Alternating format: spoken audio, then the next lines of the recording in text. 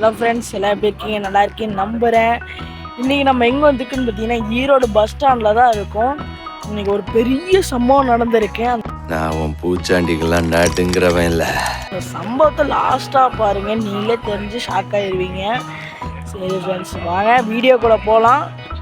So நம்ம bus வேறு Tiruppur bus வேறு வந்துட்டுருக்குது. அதுக்கு தான் வெயிட் பண்ணிகிட்ருக்கோம்.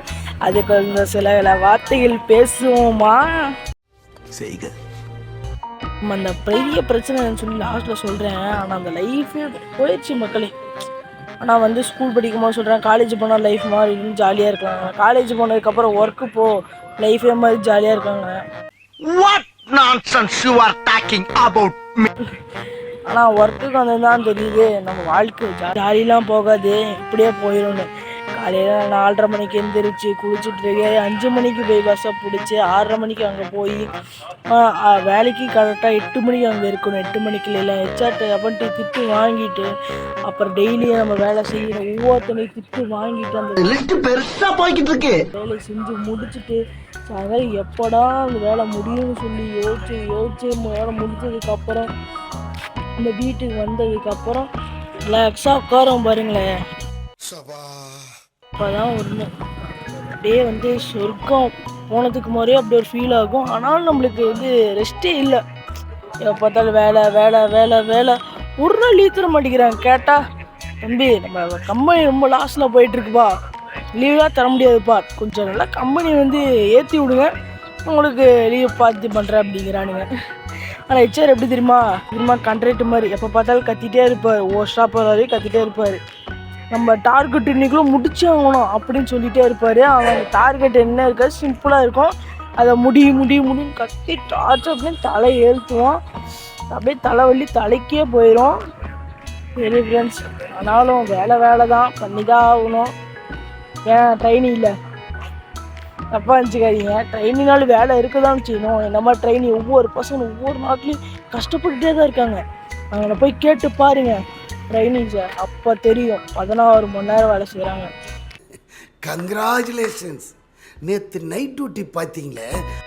பஸ் ஸ்டாண்டில் பஸ்ஸெல்லாம் போகும்போது ஒவ்வொரு போட்ட மாதிரி இருக்குது. ஓகேங்களா, ஒவ்வொரு பஸ்ஸுக்கும் கண்ட்ரக்டரே வந்து பார்த்திங்கன்னா கேப்டனு, டிரைவரு, பவுலரு, அந்த மாதிரி தான்.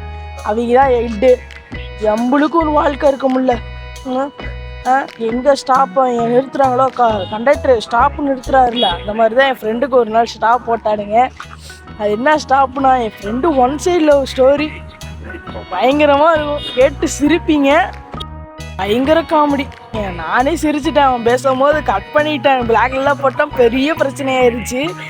அவன் வந்து காலேஜ் போயிட்டுருக்கான். காலேஜ் போனதுக்கப்புறம் அந்த பிள்ளையை பார்த்துட்டு ஒரு நாள் ஜூனியர் பிள்ளை, அதாவது அது பார்த்துட்டுருக்குறான். அதாவது ஜூனியர் பிள்ளை, ஓகேங்களா. அந்த ஜூனியர் பிள்ளை வந்து பார்த்தோன்னே பிடிச்சி போச்சு.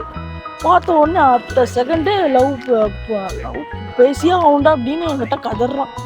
லவ்வெல்லாம் வேணாம், ஃபஸ்ட்டு நீ எப்படியே கொஞ்சம் கொஞ்சமாக அது என்ன பற்றி தெரிஞ்சுக்கோ அப்படிலாம் சொன்னேன். அப்புறம் ஒன் சைடாக லவ் பண்ண ஆரம்பித்தான்.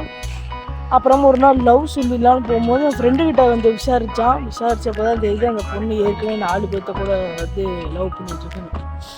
உடனே பையனுக்கு ஒரே அழுக. இப்போ பதியான சீனில் பிரேக்கப் சாங் போட்டு அழுகுறான். என்னடான்னு கேட்டால், அந்த பொண்ணுக்கு 4 பேர் இருக்காங்கடா, ஏற்கனவே லவ் பண்ணுறாங்களா, நீ நினைக்கிற மாதிரி இல்லை, 4 பேர் லவ் பண்ணுறாங்களா அப்படின்னா. சரி ஓகேடா, இந்த பொண்ணுடா அப்படிங்கிறேன். இந்த பொண்ணு தாண்டா எனக்கு வேணும், இந்த பொண்ணு தாண்டா லவ் பண்ணுற அப்படிங்கிறான்.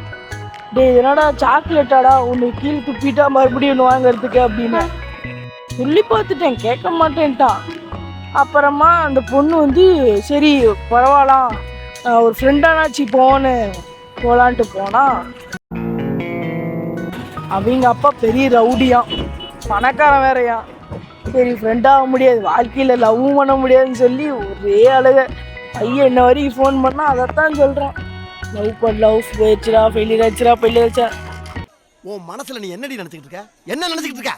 உன்னால அநியாயமா ஒரு உசுறு போப்பா பேசுறீ பண்ணுறீங்க. தப்புலன்னு சொல்ல, அந்த பொண்ணே விட்டுட்டு போயிருச்சா, கவலைப்படாதீங்க. அந்த பொண்ணே ஜாலியாக வேறு இடத்துல போகும்போது நீங்கள் மட்டும் சும்மா இருக்கணும். உங்களுக்கு லைஃப் நீங்கள் தேடிப்போங்க.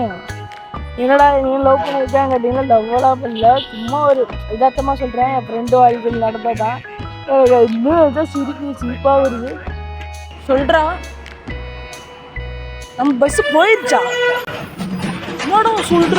அமுகு டுமுகள் அமால் டுமா ஃப்ரெண்ட்ஸ் பஸ் போயிருச்சு.